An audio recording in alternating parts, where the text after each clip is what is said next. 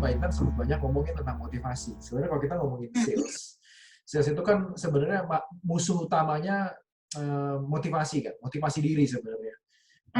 Saya juga banyak ngobrol-ngobrol dengan sales, saya banyak diskusi dengan para sales itu sebenarnya yang jadi kendala sebenarnya motivasi ini naik turun, Mbak Intan. Kadang-kadang kan orang juga ya namanya orang gitu ya, kadang-kadang mood, kadang-kadang bagus, kadang enggak, kadang lagi bete, kadang lagi nggak bete. Pasti Mbak Intan ngalamin dong naik turun kayak gitu kan.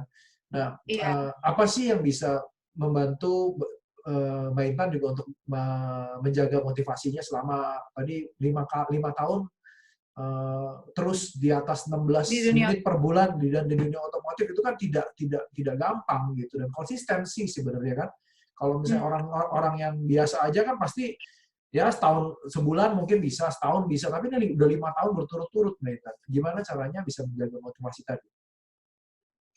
Sebenarnya sih yang tadi Mas Ray bilang ya, bahwa kita itu pasti ada mood-moodan gitu pada saat mood-nya naik, mood-nya turun, ya itu pasti sih wajar ya, ada aja gitu hal seperti itu.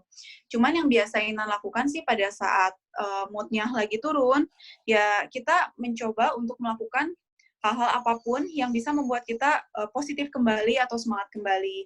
Masing-masing orang kan punya treatment yang berbeda-beda ya. Ini mungkin kalau Intan sharing, untuk Intan pribadi, biasanya pada saat kita mulai merasa jenuh atau lagi ngerasa bosan, yang Intan lakukan sih ya doing something what me happy.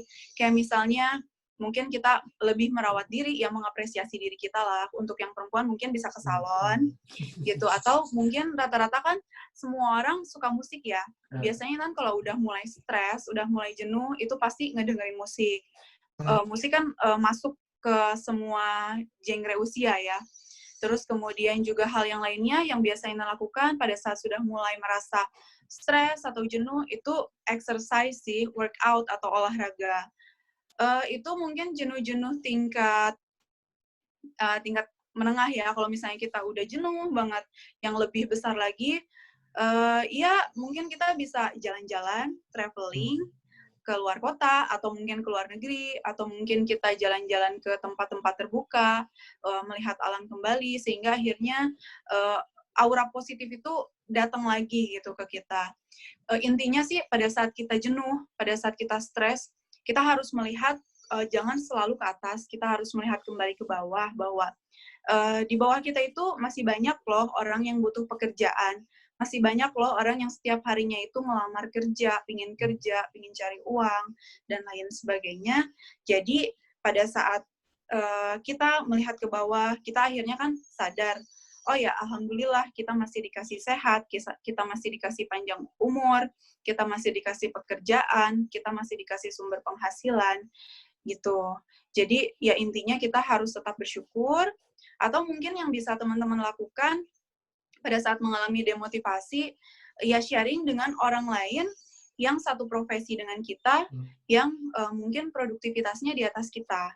Biasanya kan orang-orang yang jualannya bagus, itu dia memiliki karakter yang bagus, gitu, memiliki aura positif dan juga alasan yang bagus, sehingga pada saat kita sharing dengan mereka, mungkin kita bisa kayak dapat ilham, ya dapat penerangan gitu, kemudian ya kita bisa semangat lagi. Normal sih kalau kita mood-nya naik turun, itu juga Intan alami kok. Tapi yang paling terpenting, jangan sampai pada saat kita misalnya lagi ngambil waktu nih buat rehat, itu jangan kelamaan gitu. Jadinya misalnya malah kita ya udah curi-curi keterusan. Ya malah jadi alasan gitu, malah jadi keenakan, keterusan, dan akhirnya kita malah nggak kembali bekerja atau kembali berproduktivitas lagi gitu. Mungkin kalau saya tadi boleh merangkum dari masukannya Mbak Intan juga yang sebelumnya adalah kan ada peribahasa bahwa yang lingkungan itu kan sangat berpengaruh dari Mbak Intan kan ya. Jadi motivasi itu juga sangat-sangat dipengaruhi bahwa memang lingkungan kita bagaimana kita menempatkan diri dengan bersama orang-orang, mendekatkan diri dengan orang-orang yang juga memang memiliki motivasi yang cukup terjaga juga gitu.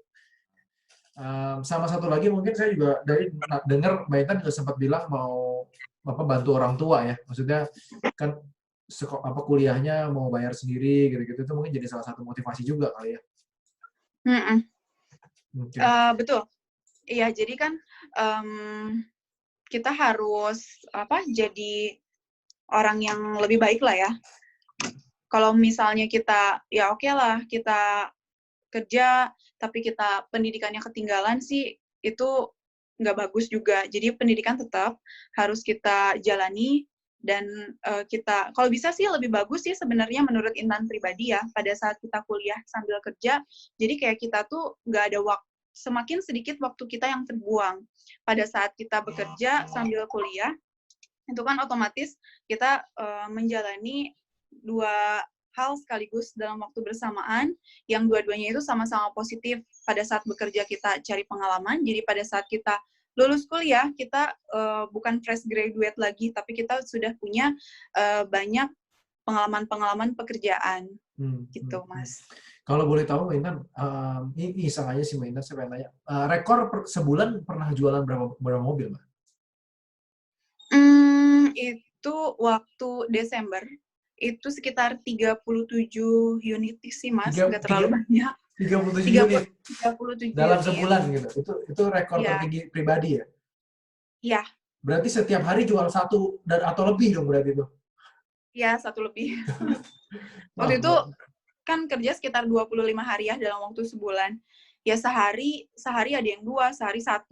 Ada off-nya juga, terus sehari ada yang 3 gitu. Berarti delivery itu bisa jadi nggak berhenti dong? Iya, pasti. Setiap hari pasti ada delivery. Dan itu nggak justru menjadi alasan ya. Sebenarnya kan alasan orang-orang bilang, saya kan nggak sempet nih, saya kan harus delivery, saya harus ketemu ini, harus ketemu ini. Tapi bahkan 37 sebulan aja masih bisa kekejar sebenarnya. Iya, nggak jadi alasan sih. Justru sebenarnya pada saat kayak kayu sepeda aja, Mas. Pada saat kita sudah mulai jalan, si roda sepeda udah mulai jalan, itu pasti bakalan kerasa lebih enteng dibandingkan pada saat kita awal mau start. Jadi pada saat kita udah jualannya semakin banyak, justru itu malah semakin enjoy kalau Intan pribadi ya, Mas. Jadi pada saat jualan, terus jadi pada saat kita jualan banyak itu, justru mulai muncul banyak pikiran gitu, mau ngelakuin apa lagi ya, oh ini belum, apalagi ya, ini mau bikin ini, gitu. Jadi kayak lebih termotivasi gitu sih. Mantap.